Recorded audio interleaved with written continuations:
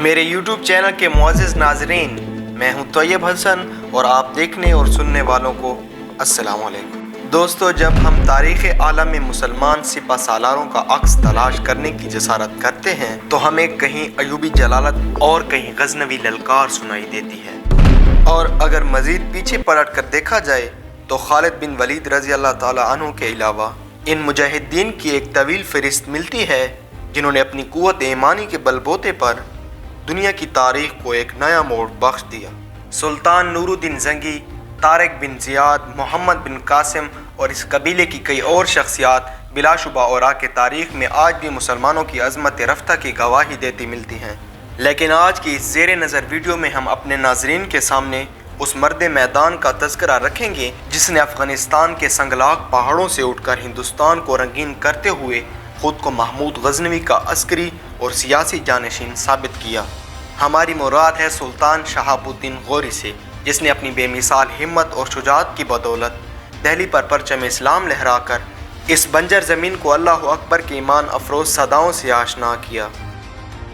لیکن اس سے قبل ہم اصل موضوع سے بڑھنے سے قبل نئے آنے والے ساتھیوں سے درخواست کریں گے پہلے چینل کو سبسکرائب کرتے ہوئے ساتھ موجود گھنٹی کے بٹن کو بھی دبا دیں۔ ناظرین گرامی، یہ وہ زمانہ تھا کہ جب تاریخ اسلام کی انتہائی معزز شخصیت سلطان صلاح الدین ایوبی فلسطین یعنی بیت المقدس کی فتح کے لیے رچرڈ شیردل کو شکست دینے کے بعد آخری امن معاہدہ کر رہے تھے اور تیسری صلیبی جنگ کا خاتمہ ہو چکا تھا۔ انہی ایام میں ہندوستان کی سرزمین سے اس مرد میدان نے ایک نعرہ مستانہ بلند کیا اور ہندوستان میں دہلی کے قریب ہریانہ کے مقام پر ہندو فوجوں کے خلاف صف آرا ہوا۔ آپ میں سے اکثر دوست اس بات سے آگاہ ہیں، اس سے قبل ہندوستان کے ہی ایک حکمران سلطان محمود غزنوی نے ہندوستان کے راجہ جے پال کے اقدام کے جواب میں اس مرد مجاہد یعنی سلطان محمود غزنوی نے کئی حملے کیے۔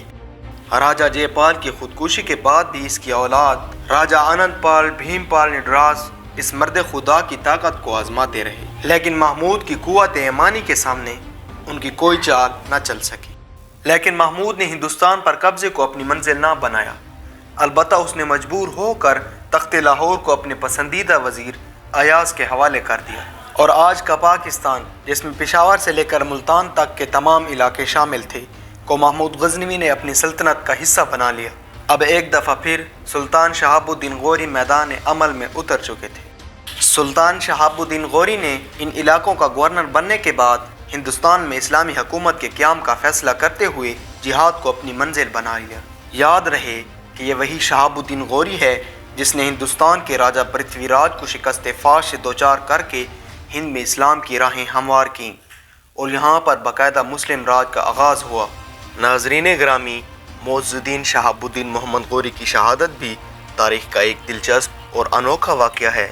اور آج کی تاریخ کے مطابق جب سلطان نے ہندوستان کے نظم و نسق کے لیے اپنے ترک غلام قطب الدین ایبک کو مقرر کیا، غزنی واپسی کے سفر میں جب اس کا گزر ردھیمک یعنی سہاوا ضلع جیلم کے قریب سے ہوا تو شب بصری کے بعد سلطان نماز فجر ادا کر رہے تھے تو کسی اندیکھے دشمن نے انہیں دوران نماز ہی شہید کر دیا۔ یہ 15 مارچ 1206 کا واقعہ ہے جب سلطان شہاب الدین غوری کو اندیکھی موت کا شکار بنا دیا گیا، اور چند دن کے بعد اسی گاؤں یعنی ردھیمک میں ان کو سپرد خاک کر دیا گیا،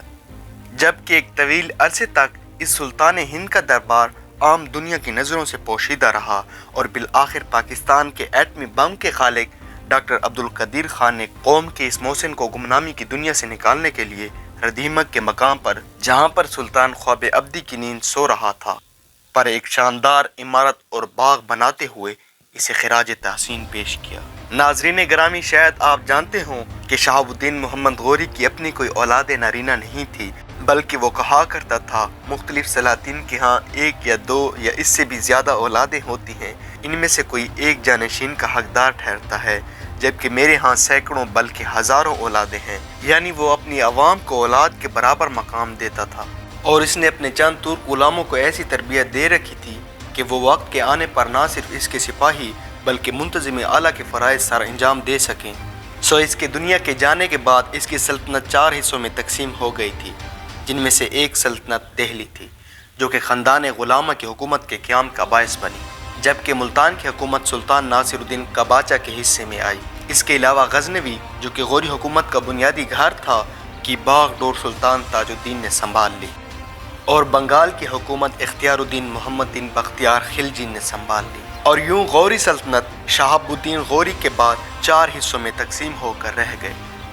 دوستو ہمیں امید ہے آپ کو اسلام کی اس مرد مجاہد کے بارے میں معلوماتی ویڈیو ضرور پسند آئی ہوگی۔ اسے دوستوں کے ساتھ ضرور شیئر کیجیے گا اور ہمیں اپنی تجاویز سے آگاہ رکھیے گا۔ ہماری اگلی ویڈیو آنے تک اپنا اور اپنے پیاروں کا ڈھیر سارا خیال رکھیے گا۔ اللہ حافظ۔